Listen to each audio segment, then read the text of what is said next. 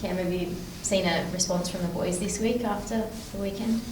Yeah, seen a response. Wasn't easy on the weekend, but they've come in, they've worked hard, had some honest conversations and got back to being connected. So that's all I want to see tomorrow. Do you think, as difficult as it is, it can really be valuable for some of these young players to learn difficult lessons? A lot of them are still really young. Yeah, it's a good way to put it. No one wants to go through what happened on Sunday, but if that spurs them on to train harder and work harder and that helps them have better careers and us become a better football club, then it might be a blessing for us. But didn't feel like that on Sunday, and we never want that to happen again. But hopefully we learn the lessons from that and that never happens again. We saw a pretty strong response from the Tigers yesterday. What are you expecting from the boys tomorrow? I expect us to go out and compete on every play, stick together, work hard, and the results will take care of themselves. I know these things can be hard to quantify, but what do you want to see for the next 2 months, I guess, rest of the season? Pretty much that. Just a team working hard together, putting the team first, and competing on every play. It sounds pretty simple, but that's what we've trained for, and that's what we want to see. Didn't happen on the weekend, but that's what I want to see every week. Have you changed anything this week to try to create more strength from that?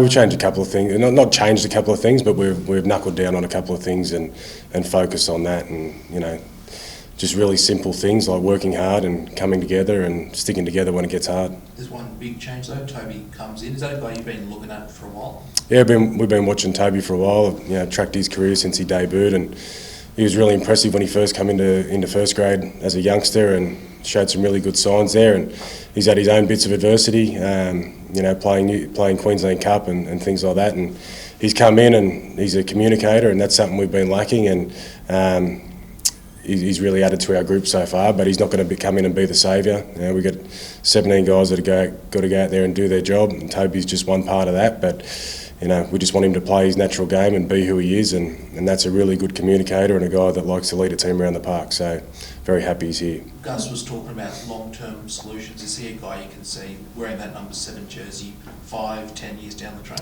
Well, he's wearing it this weekend, so the ball's in his court, and we're going to back him with that. He's signed here for a few years, and we're very excited about what he can do, and he's got a really good opportunity in front of him. What does it mean for the younger guys like Carl and Carlin? Is it a good chance just to put them back in reserve grade, let them build their confidence against men and then come back next year, or is there a path for them to return this season? Oh yeah, there's always a path for those guys to return, and handling guys when they're 18, 19, 20 at the start of their careers is a juggling act. Sometimes you give them a couple of games and put them back to build some confidence, and that's what they're doing. Those guys are really tough kids. They're very versatile, so they're going to find their way back into first grade, and they're going to use these lessons they've learned over the past couple of months, and we're very excited about their futures at this club as well, and we're here to help them along the way. Is it tough having those conversations and dropping players or putting them back to reserve grade? No, that's part of footy. All you can do is be honest, and our guys are very honest. They know what they want to do, they know how they want to do it, and sometimes you got to do that by going through adversity. So, yeah, very happy with the attitude and the character within the club right now, and that's going to be a test for us tomorrow. See that attitude and character come out, and I'm sure it will. What about in terms of? I was just going to say, on Toby, was there any hesitation to throw him straight in this week?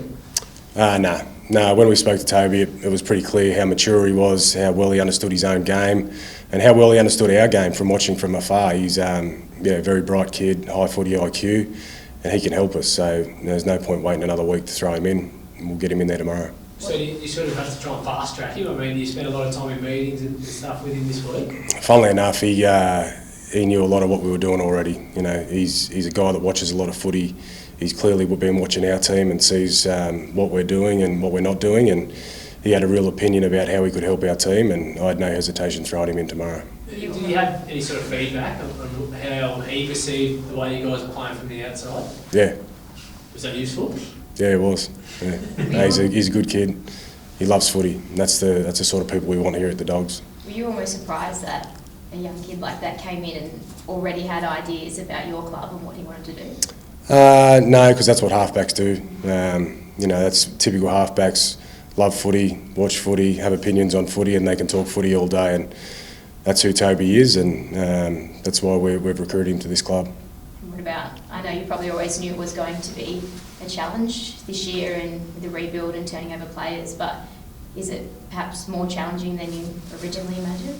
I think every team's got its challenges. Ours is our challenge was just highlighted on Sunday, so it doesn't change anything. We probably highlights a few things that we thought we'd improve, but we actually haven't, and we have to just keep digging down on that. But a lot of that's really simple, fundamental things, and a lot of that's around connection. So, yeah, I'm hopeful. I'm very hopeful that we'll see that tomorrow, and we'll give our fans something to cheer about. Gus mentioned the other day that you could have easily stayed at Penrith and maybe won another comp this season, but you wanted to be here. What was the main reason that drew you here in 2023 instead of waiting that extra 12 months? Well, if I was going to come here, I wasn't going to wait 12 months to come here. I wanted to get in and get started. And as hard as last weekend was, I'm loving it. I'm loving every day. I'm enjoying the challenge. It's helping me grow as a person and grow as a coach. And yeah, I've enjoyed every day this week, trying to figure out how we get the best performance out of our guys on tomorrow. So yeah, hopefully that happens. Big bonus having Birdo in the side tomorrow. A little surprised that a lot of the talk was that he would be that left centre for the boys. Yeah, I didn't give him much thought, to be honest. The reality is, if Birdo's playing his best footy, he will make those sides, and that's our job, to get him to play his best footy, and Birdo also to understand how he prepares for games and how he dominates on the field, and when he does that, he'll be in those sides regularly. Did you sort of, when you took it on and there's the job ahead of you, did you expect a few hurdles like you had last weekend to come? I expected hurdles, probably not that one on Sunday, but I expected hurdles, and that's coaching. We're not the first team to go through what happened on Sunday, we won't be the last, but it's how we bounce back. And we've looked at some ways and instances of teams bouncing back, and it's up to us tomorrow. It's up to the guys that go out there, they've prepared well, they've just got to go and do it tomorrow.